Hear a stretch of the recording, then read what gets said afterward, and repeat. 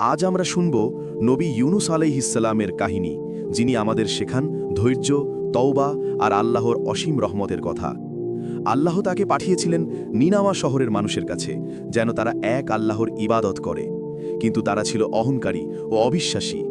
নবীর কথা শুনে তারা উপহাস করত, ঠাট্টা করত।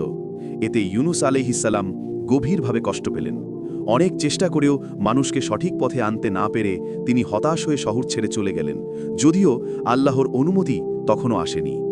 তিনি বলেছিলেন, তোমাদের ওপর শিগগিরই আল্লাহর গজব আসবে।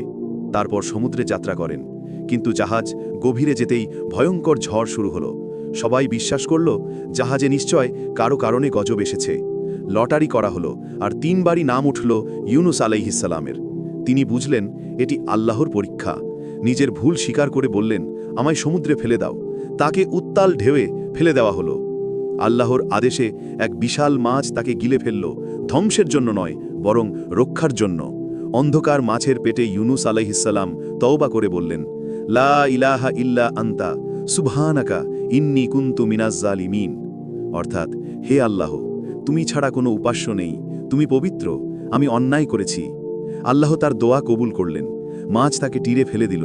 দুর্বল শরীরে তিনি পড়ে রইলেন, আর আল্লাহ তার জন্য এটি লতানো গাছ জন্মালেন, যা তাকে ছায়া ও খাদ্য দিল। এদিকে নিনামার মানুষরা গজবের লক্ষণ দেখে ভীত হয়ে তওবা করল। আল্লাহ তাদের ক্ষমা করলেন। ইউনুস আলাইহিসসালাম ফিরে এসে দেখলেন পুরো শহর ঈমান এনেছে, আল্লাহর ইবাদতে মগ্ন। তিনি আনন্দে কেঁদে ফেললেন, বুঝলেন আল্লাহর রহমত সীমাহীন। এই কাহিনী আমাদের শেখায়, ধৈর্য হারানো নয়, তওবা ও আশা রাখাই ঈমানের মূল।